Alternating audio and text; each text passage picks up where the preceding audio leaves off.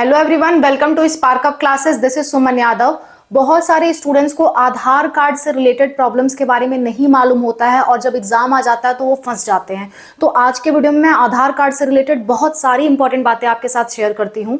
आधार card कहाँ से बनता है, आधार कार्ड कहाँ से अपडेट होता है, और अगर कोई अपडेट में आपकी हेल्प नहीं कर रहा है तो आप खुद से कैसे अपडेट के लिए अप्लाई कर सकते हो, और अगर आपके आधार कार्ड की लिमिट क्रॉस हो गई है तो तब भी आप कैसे अपना आधार कार्ड सही करवा सकते हो, आपको क्या उसके लिए प्रोसेस करनी पड़ेगी, आधार कार्ड अपडेट करवाने में या बनवाने में कितना पैसा आपका लगता है, कहाँ कहाँ से आप आधार कार्ड अपडेट करवा सकते हो या बनवा सकते हो, ऑनलाइन कैसे बना सकते हो और कहीं पे जा करके कैसे बनवा सकते हो।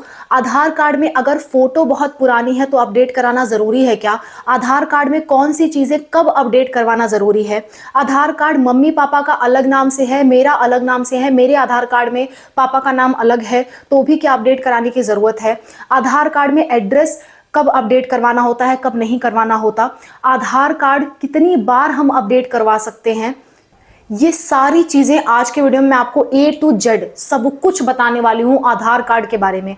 आधार कार्ड से रिलेटेड इसके बाद आपको कोई भी जानकारी इकट्ठा करने की जरूरत नहीं पड़ेगी। ठीक है, तो चलिए स्टार्ट करते हैं। पहली बात, आधार कार्ड।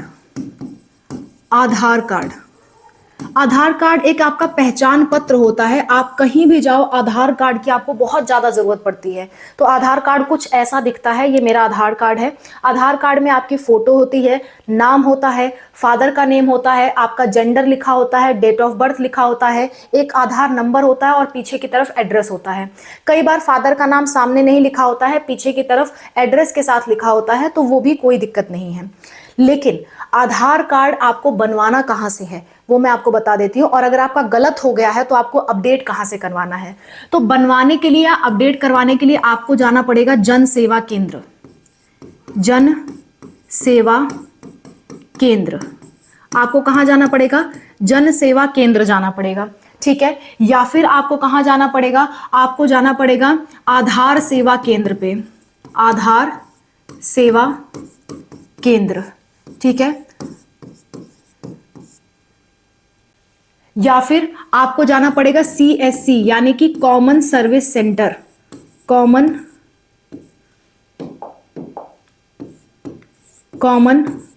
सर्विस सेंटर, ठीक है, कॉमन सर्विस सेंटर। या फिर अगर कहीं नहीं समझ में आ रहा है तो पोस्ट ऑफिस पे चले जाइए। पोस्ट ऑफिस, ये सारी वो जगह होती है जहां से आप अपना आधार कार्ड या तो बनवा सकते हो या कोई गड़बड़ी हो गई है तो उसे सही करवा सकते हो। ये आपका ऑफलाइन तरीका है, यानी कि अगर आप कहीं जाके बनवाना चाहते हो तो ये ऑफलाइन तरीका है। ऑफलाइन तरीके से आप यहाँ पर के जा करके अपना बनवा सकते हो, और आप जाके बनवाइए, वो ज़्यादा अच्छा रहेगा, क्योंकि ऑनलाइन तरीके में बड़ा झंझट होती है आधार कार्ड बनवाने में।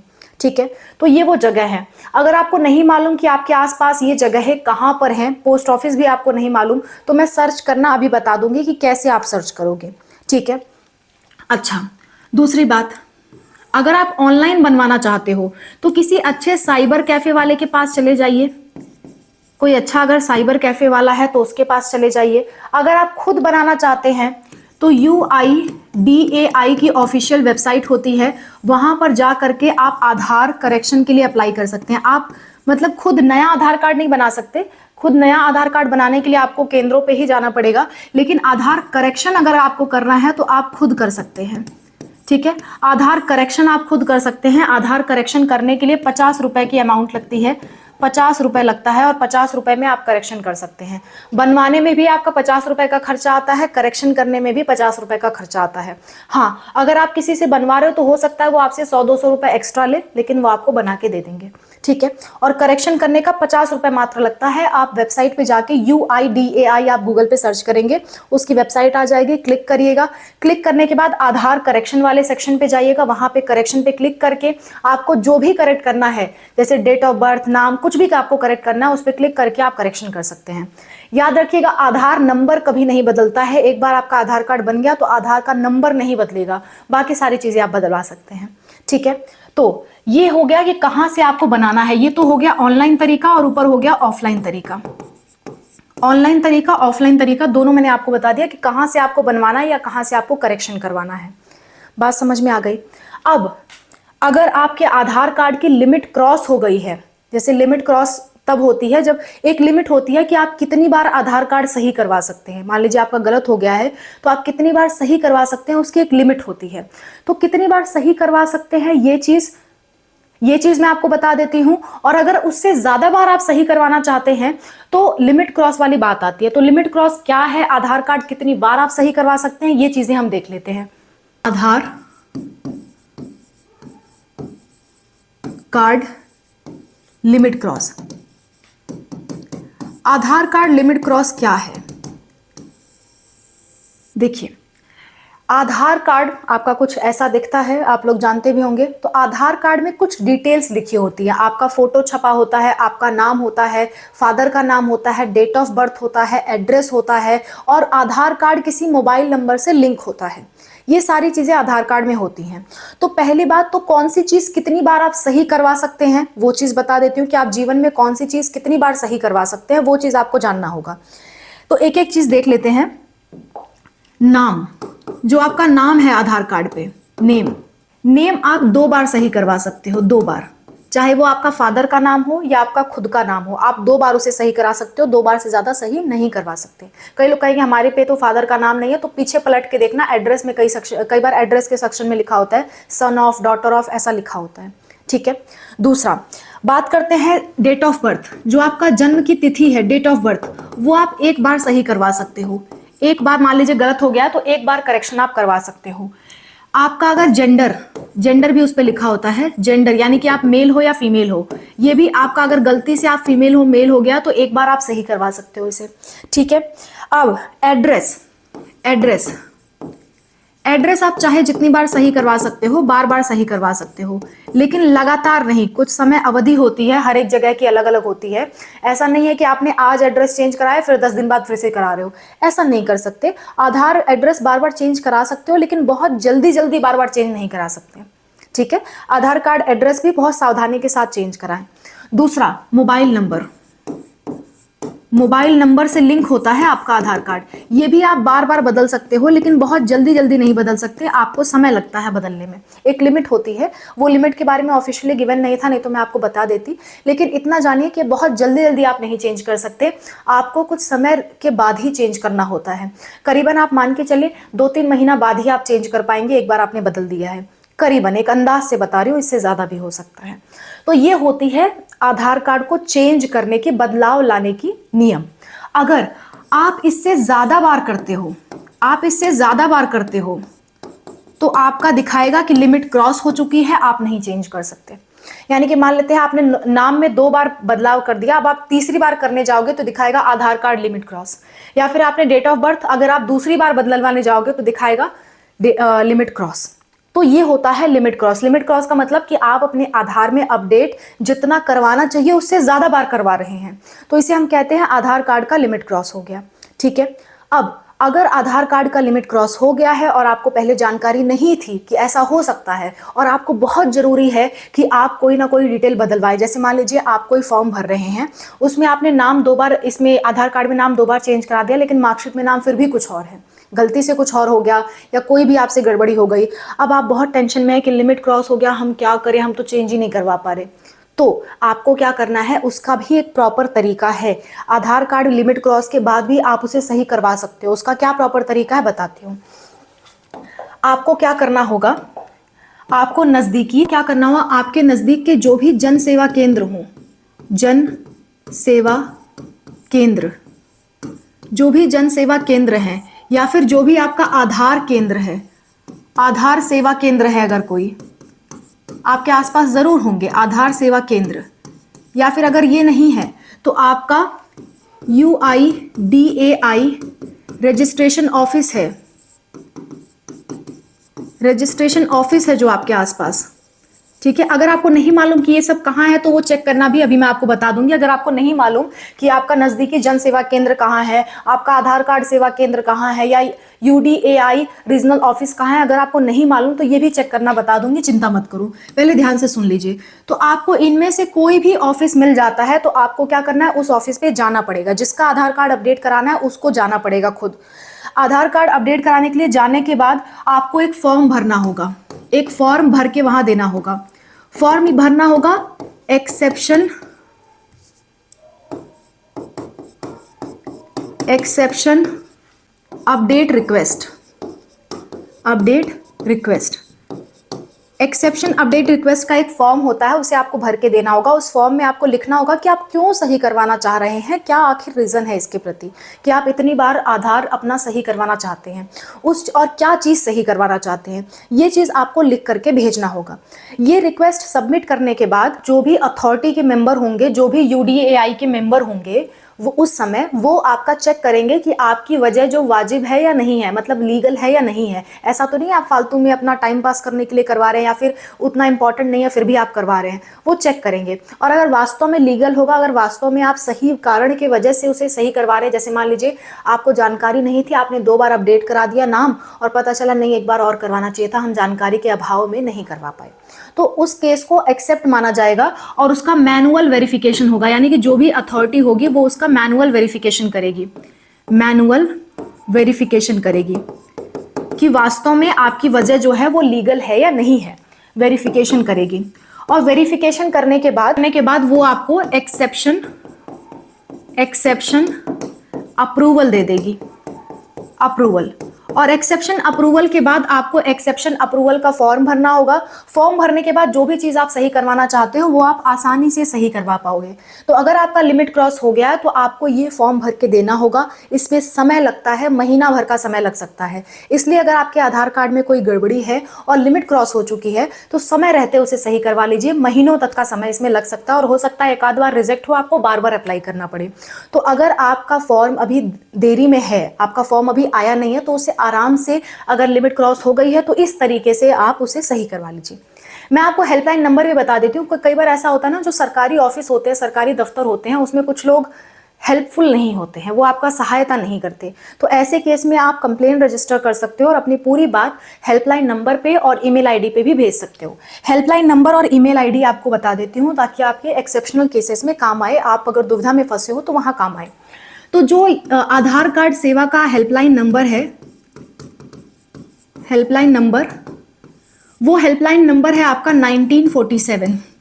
बड़ा अच्छा सा हेल्पलाइन नंबर है, आसानी से याद होने वाला। 1947 पे आप डायल करके उन पे अपनी कंप्लेंट रजिस्टर कर सकते हो।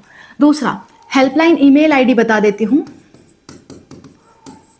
हेल्पलाइन ईमेल, जो आपका हेल्पलाइन ईमेल है वो है help@uidai.gov.in। ये आपका हेल्पलाइन ईमेल आईडी है। इस पे आप ईमेल लिख करके भी भेज सकते हो और अपना पूरा ब्यौरा जो ईमेल में है वो लिख सकते हो। ईमेल आपको प्रॉपरली लिखना होता है। ईमेल कैसे लिखते हैं, पहले तो आप सब्जेक्ट लिखिए कि डेट ऑफ बर्थ हमें चेंज कराना है, date of birth change request. ऐसे, मतलब मान लीजिए आप ईमेल लिख रहे हैं और आपका लिमिट क्रॉस हो गया है तो आप लिखोगे date of birth change exception, अरे यार, एक्सेप्शनल रिक्वेस्ट। ये आप टाइटल डालोगे और टाइटल डालने के बाद मैम सर जो भी आपको लिखना है उसके बाद अपना पूरा ब्यौरा लिखोगे कि आप डेट ऑफ बर्थ एक्सचेंज कराना चाहते हैं क्योंकि आपके मार्कशीट में ऐसा है और आपको नीट का फॉर्म अप्लाई करना है, ऐसे करना है, यो जो भी आपको कराना है, और आपका पहले ये था और न्यू आपको ये करवाना है। ऐसा करके आप नीचे सबमिट कर दो और अपने आधार कार्ड का नंबर भी ज़रूर लिख देना। आधार कार्ड का नंबर कभी बदलता नहीं है, ये बात ध्यान रखिएगा। आधार कार्ड का नंबर ज़रूर लिख करके और नीचे हो सके तो फोटो अटैच करके आप ईमेल भेज देना, ठीक है? तो आपको हेल्प मिल जाएगी। तो ये तरीका होता है आधार कार्ड लिमिट क्रॉस हो जाने के बाद भी सही करने का। अब मैं आपको बता देती हूँ कि जन सेवा केंद्र और आपका जो आधार सेवा केंद्र है या कॉमन सर्विस सेंटर है, ये सब कहाँ पड़ेगा, आपको कैसे मालूम चलेगा? तो आपको क्या करना है, आपको UIDAI की वेबसाइट पे जाना है और आपको सर्च करना है नियरेस्ट, उस पे आप सर्च करेंगे नियरेस्ट जन सेवा केंद्र तो आपको मिल जाएगा जन सेवा केंद्र। तो आपको एड्रेस सहित नियरेस्ट जन सेवा केंद्र जो है मिल जाएगा। आपको अपना क्या करना पड़ेगा, आपको अपना पिन कोड डालना पड़ेगा या फिर आपको अपना या फिर आपको अपना डिस्ट्रिक्ट डालना पड़ेगा जिस जिले से आप हो। ये डालने के बाद आपका जो सबसे करीबी जनसेवा केंद्र होगा वो आपके सामने आ जाएगा, उसका एड्रेस आप नोट कर लेना, फिर वहां पे आप चले जाना। तो UIDAI आप गूगल पे सर्च करना, वहां पे नियरेस्ट जन सेवा केंद्र सर्च करना। सर्च करने के लिए पिन कोड या डिस्ट्रिक्ट डालने की जरूरत पड़ेगी, वो डाल करके आप सर्च करके वहां पे जा सकते हो। समझ गए? तो आपको नहीं ढूंढना आता तो वो तरीका भी मैंने आपको बता दिया। आधार कार्ड में फोटो भी होती है, फोटो। तो कई लोग कहते हैं क्या हमारा फोटो अगर बचपन का है तो हमें अपडेट कराना उसे जरूरी है? तो हाँ, अगर आप पहचान में नहीं आ रहे, पहचान में नहीं आ रहे,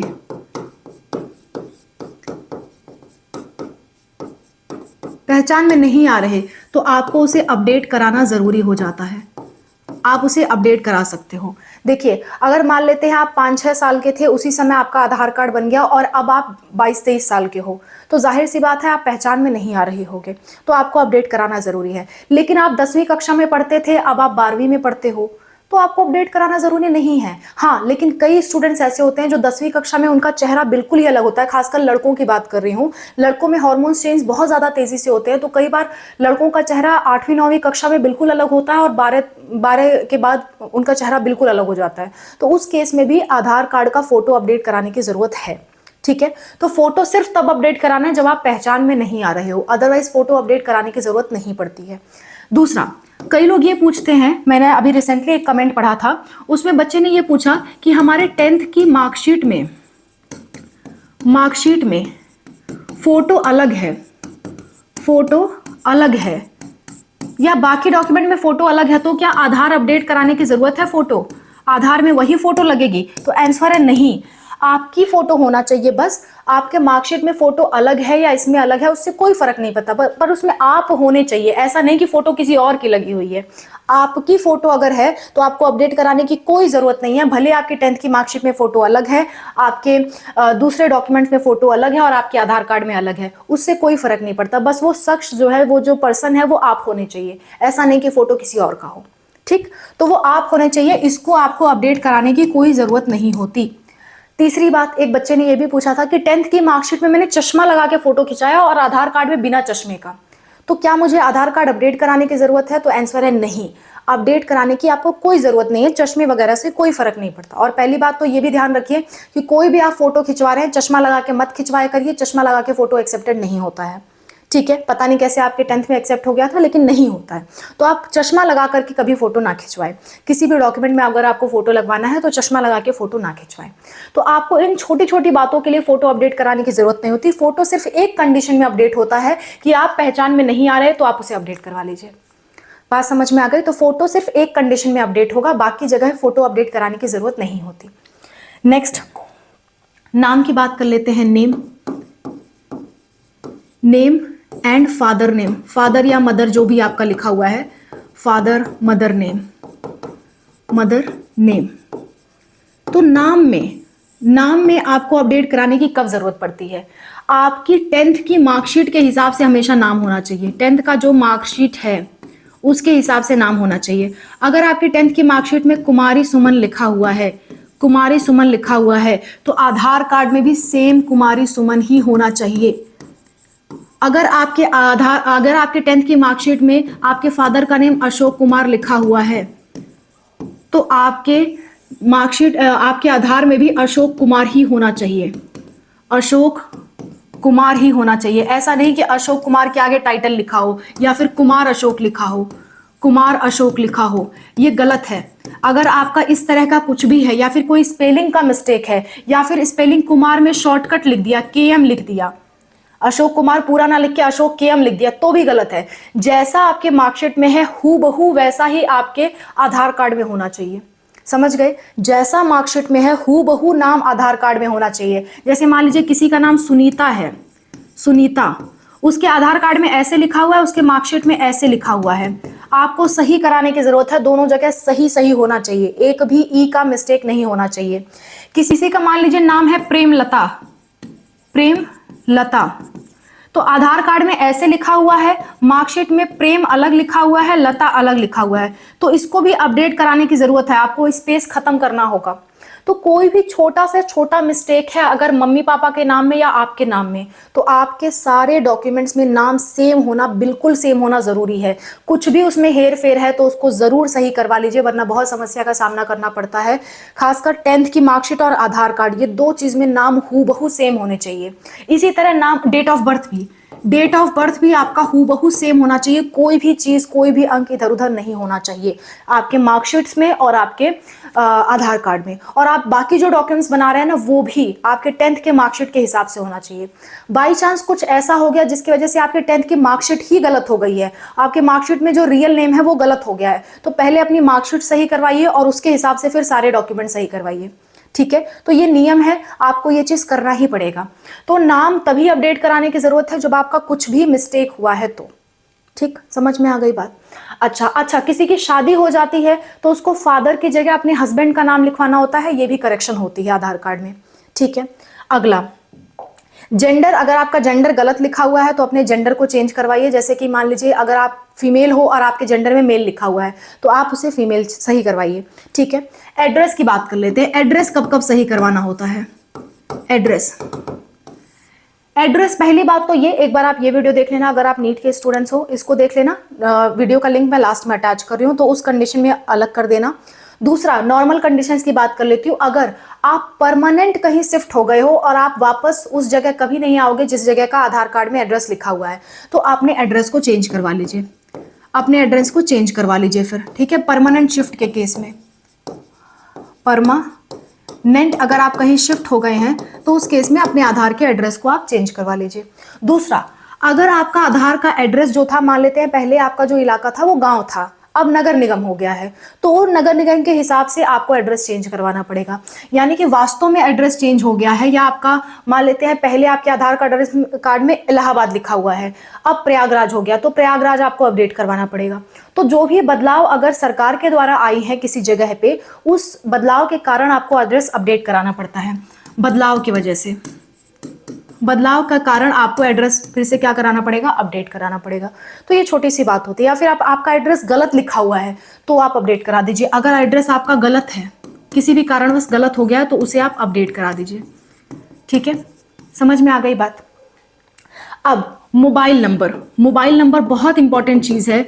मोबाइल नंबर हमेशा अपने आधार कार्ड से लिंक रखिए, और ऐसा मोबाइल नंबर लिंक रखिए जो आपका एक्टिव हो, क्योंकि कोई भी फॉर्म आप भरने जाओगे, मैक्सिमम केस में आपका आधार से रिलेटेड ओटीपी आएगा, और अगर ओटीपी नहीं आया तो आप फॉर्म नहीं भर पाते हो कई बार।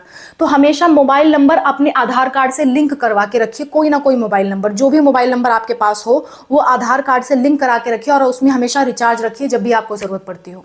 समझ गए? और अगर आपका बाई चांस खो गया तो इसको आप अपडेट करवा लीजिए। समझ गए बात को? तो आधार में जितने तरह की अपडेट्स हो सकती थी वो सारी चीजें मैंने आपको बता दी।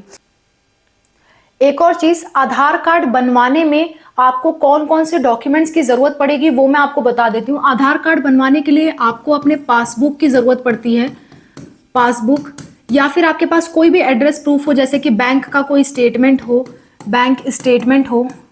ठीक है, या फिर आपका क्या हो, या फिर आपका राशन कार्ड हो, राशन कार्ड हो, मतलब इस तरह का कोई कार्ड है आपके पास, या फिर आपके पास पैन कार्ड है पहले से, पैन कार्ड। तो इन सारी चीजों की जरूरत पड़ती है, इनमें से कोई भी एक है तो आपका काम चल जाएगा। प्लस आपके फोटो की जरूरत पड़ती है, फोटो की जरूरत पड़ती है, और आपके बायोमेट्रिक्स लिए जाते हैं। बायोमेट्रिक्स का क्या मतलब होता है बता देती हूँ। बायोमेट्रिक्स का मतलब आपके उंगलियों के निशान लिए जाते हैं, आपकी आंखों का स्कैन किया जाता है, आपकी फोटो ली जाती है, लाइव फोटो। तो जो जिसका आधार कार्ड बन रहा है उसको वहां प्रेजेंट होना जरूरी होता है। तो ये बायोमेट्रिक की बात हो गई। ठीक है, आगे बढ़ते हैं। मैंने आपको बता दिया आधार कार्ड क्या है, कहाँ से बनता है, कहाँ से करेक्शन होती है, कैसे करेक्शन होती है। अगर कोई करेक्शन नहीं कर रहा तो हेल्पलाइन नंबर पे आप कैसे जाओगे, मतलब जहाँ से आपको करेक्शन करवाना है वो आपको कैसे ढूंढना है, मैंने आपको ये बता दिया। आधार कार्ड करेक्शन में कितने पैसे लगते हैं, सब कुछ मैंने A to Z आपको आधार कार्ड से रिलेटेड बता दिया। एक और बात, कोई पूछता है कि आधार कार्ड की वैलिडिटी क्या होती है, तो वैलिडिटी लाइफ टाइम होती है। अगर आपके आधार कार्ड में सब कुछ सही है तो लाइफ टाइम चलता है, उसको बार बार अपडेट कराने की जरूरत नहीं पड़ती। समझ आ गई बात। तो आधार कार्ड से रिलेटेड जितने भी पॉसिबल क्वेश्चंस हो सकते थे मैंने सबका जवाब आपको दे दिया। अगर फिर भी आपका कोई सवाल रह गया तो कमेंट में पूछ लीजिए, कमेंट में आपका रिप्लाई हो जाएगा। और भी हमारी ऐसी वीडियोस देखने के लिए, मान लेते हैं आपको किसी और टॉपिक से रिलेटेड डाउट है, जैसे कि कास्ट सर्टिफिकेट क्या होता है, कैसे बनवाए, कहाँ से ऐसे और भी आपका कोई डाउट रहता है कि मान लेते हैं कास्ट सर्टिफिकेट कहाँ से बनवाए, कास्ट सर्टिफिकेट से रिलेटेड जानकारी चाहिए, तो आप यूट्यूब पे सर्च करिए कास्ट सर्टिफिकेट स्पार्कअप क्लासेस, तुरंत हमारी वीडियोस आपके सामने आ जाएंगी। फिर भी आपका कोई डाउट रह जाता है तो हमारा फ़ोन नंबर है 8957391589। इसका आप इस्तेमाल तभी करें जब आप वास्तव में फंसे हुए हों, क्योंकि हमारे पास समय की बहुत कमी रहती है। बहुत सारे स्टूडेंट्स अगर कॉल करने लगे तो हम नहीं रिसीव कर पाएंगे, हम रिस्पॉन्ड नहीं कर पाएंगे या फिर अपना बाकी का काम नहीं कर पाएंगे। तो ये नंबर तभी इस्तेमाल करिए जब वास्तव में आप बहुत समस्या में हो और आपको कहीं से हेल्प नहीं मिल रही। तो ये नंबर को इस्तेमाल करने के लिए आपको व्हाट्सएप पे हमें मैसेज करना होगा, आप डायरेक्ट कॉल नहीं कर पाएंगे। व्हाट्सएप मैसेज करिए, हम आपको QR कोड भेजेंगे, 200 का हम आपसे पेमेंट लेंगे, तभी हम आपसे कॉल पे बात करेंगे, क्योंकि ये चीज़ अगर हम फ्री कर दिए तो हमारे पास कॉल की भरमार लग जाएगी और परेशान करने वाले ज़्यादा लोग कॉल करेंगे, रियल परेशानी वाले लोग नहीं कॉल कर पाएंगे। ठीक है, तो जिसको मुझे लगता है जो बहुत ज़्यादा समस्या में फंसा है उसके लिए 200 कोई बड़ी बात नहीं है। मैंने प्राइस इतना ही रखा हुआ है जिसमें कोई बहुत ज़्यादा परेशान ना हो, और अगर वास्तव में परेशान है तो 200 रुपये दे के अपना बात कर ले और अपनी परेशानी का हल पा जाए। ठीक है, तो मैंने प्राइस बहुत जेन्युइन रखा हुआ है, फ्री नहीं कर सकते वरना बहुत ज़्यादा समस्या हमारे लिए क्रिएट हो जाएगी और वास्तव में जिसको हेल्प की ज़रूरत है वहाँ तक हेल्प नहीं पहुँचेगी। Okay, so that's all about the video. I hope this video is helpful for you. अच्छा, कई लोग पूछते हैं कि मैम हेल्प करने के आप पैसा लेते हो, तो आप मुझे तरीका बता दीजिए कि मैं कॉल पे सारे लोगों से कैसे बात करूँ। 3-4 लाख लोग 5 लाख लोग मुझसे अगर रोज़ कॉल करें तो मैं कैसे बात करूँ, आप कोई तरीका बता दीजिएगा, मैं वो तरीका अपना लूँगी। Okay, that's all, bye, take care, wish you all the best.